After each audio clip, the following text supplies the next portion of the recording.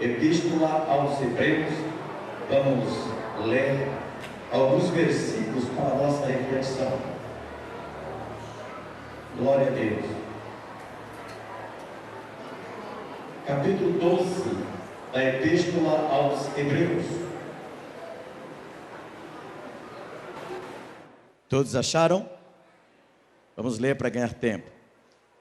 Portanto, também nós, visto que temos a rodear-nos tão grande nuvem de testemunhas, desembaraçando-nos de todo o pecado que tenazmente nos rodeia, corramos com perseverança a carreira que nos está proposta, olhando firmemente para o autor e consumador da fé, Jesus, o qual, em troca de alegria que lhe estava proposta, suportou a cruz, fazendo caso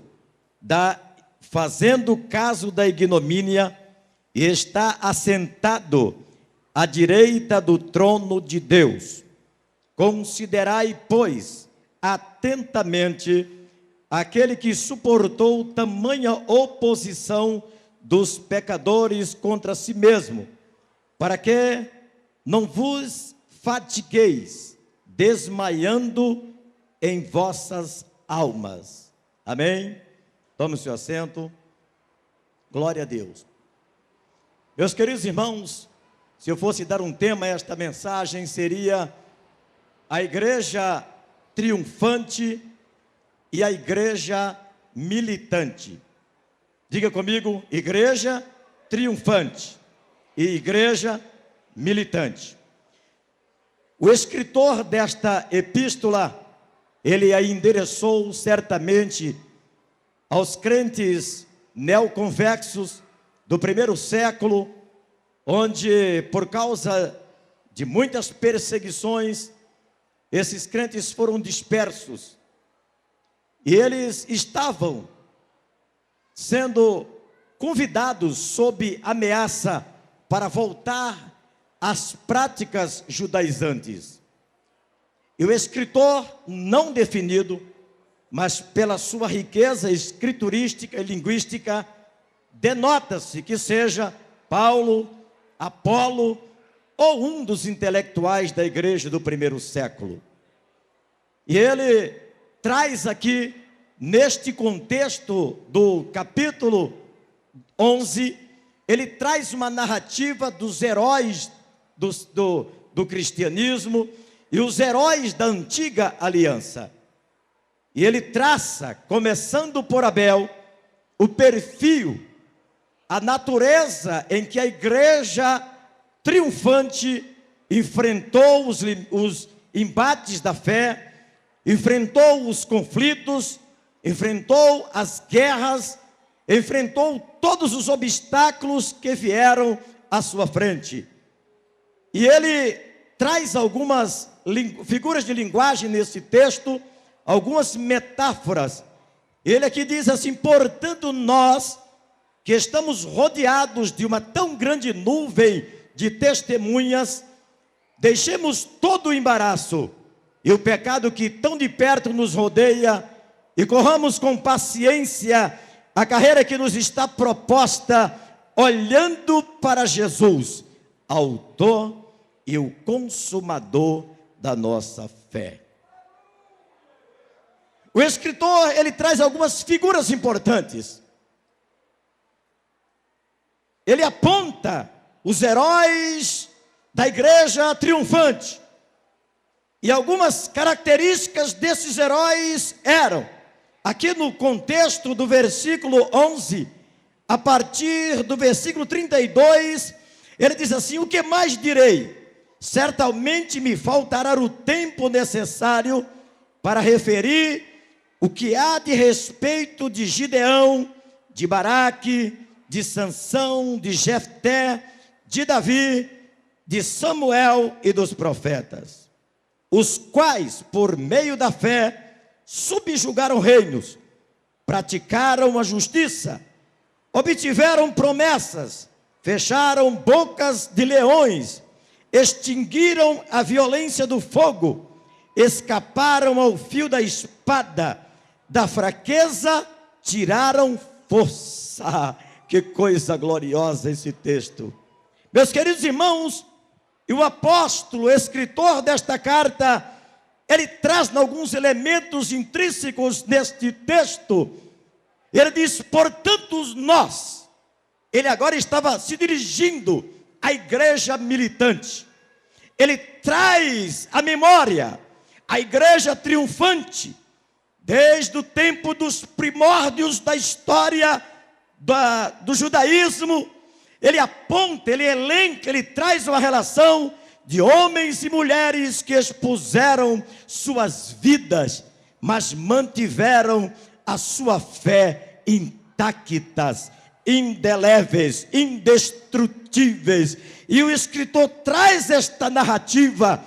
Portanto nós, agora ele se reporta a esta igreja militante, a igreja do seu tempo, a igreja que estava enfrentando aflições, perseguições, martírios.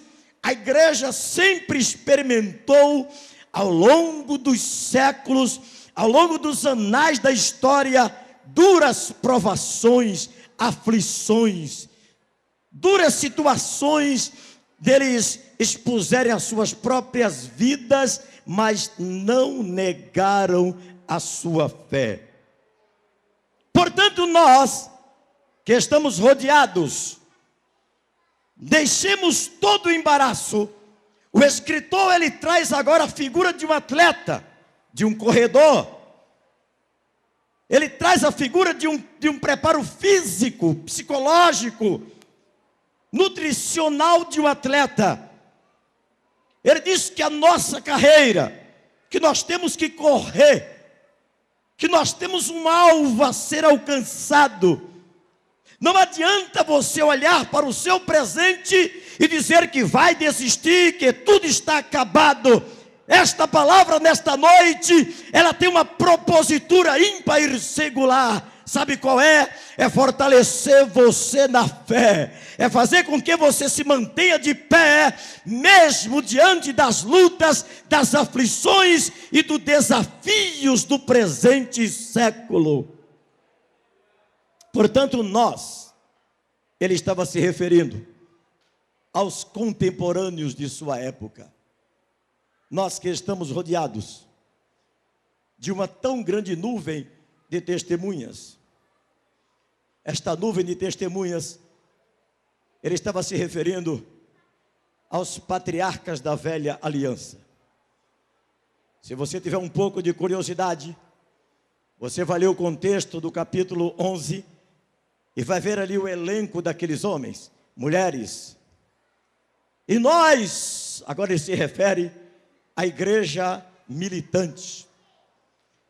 Nós que estamos rodeados de uma tão grande nuvem de testemunhas, ou seja, eles não estão lá na glória apenas como espectadores, mas eles estão lá na eternidade como referenciais paradigmáticos, para que eu e você, a igreja do século 21, que enfrenta lutas e desafios, não desvaneçamos diante dos embates da fé. Bendito seja o nome daquele que vive e que reina para todo sempre.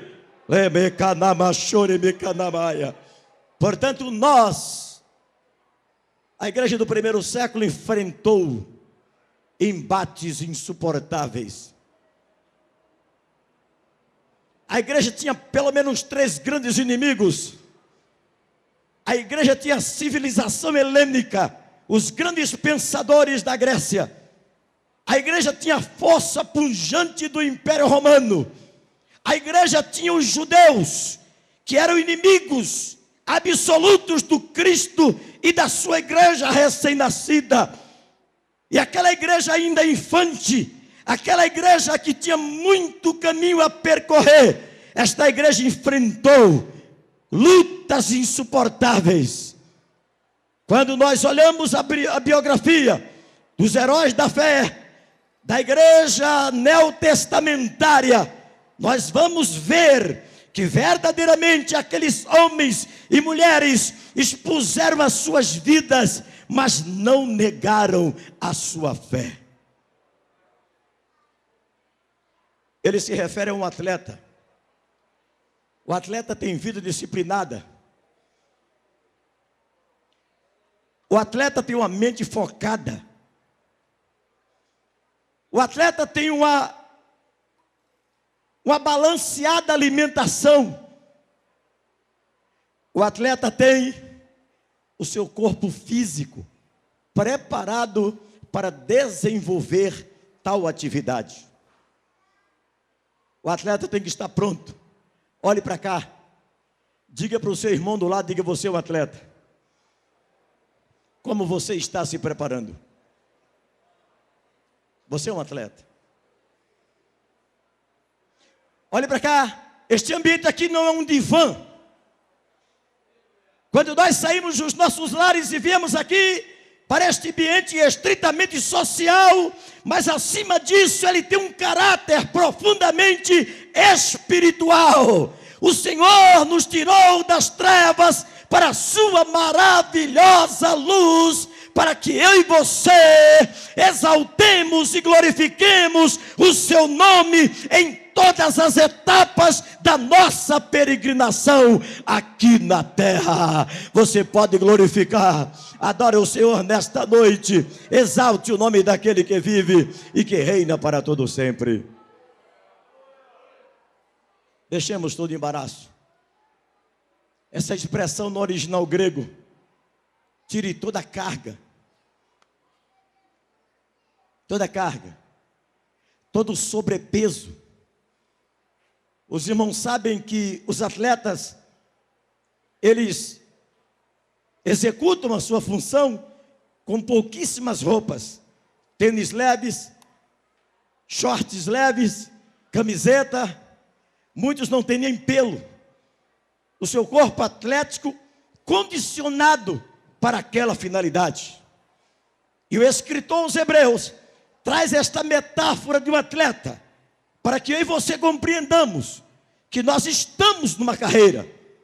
Você não entendeu? Nós estamos numa carreira. Nós estamos numa carreira. Nós estamos numa carreira. E como tal corredor, como tal atleta que eu e você somos, temos que ter a plena consciência desse condicionamento físico, este condicionamento psíquico, este condicionamento espiritual. Portanto, nós que estamos rodeados, que quando lemos o capítulo 11, nós nos lembramos de Moisés, nós nos lembramos de Baraque, de Sansão, nós nos lembramos de Davi, nos lembramos dos 3 jovens na fornalha ardente de fogo, nos lembramos do patriarca Jó, um homem que era extraordinário, mas no entanto Deus não o poupou de que os seus desígnios fossem concretizados. Aleluia! Deus não o poupou para que o nome dele fosse glorificado. Deixemos todo embaraço. E o pecado? O pecado é um embaraço. O pecado é um embaraço. O pecado dentro de 2 perspectivas. Primeira perspectiva, a perspectiva de que nós temos dentro de nós muitos vestígios do primeiro Adão. Muitos vestígios do primeiro Adão. Ainda carregamos dentro de nós muitos elementos da natureza adâmica. Deixemos todo o embaraço e o pecado que tenazmente nos rodeia. Embaraço. e corramos a carreira que nos está proposta, olhando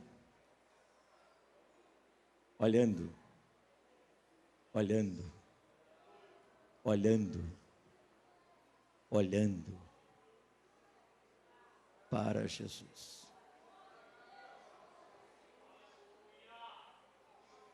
Em Cristo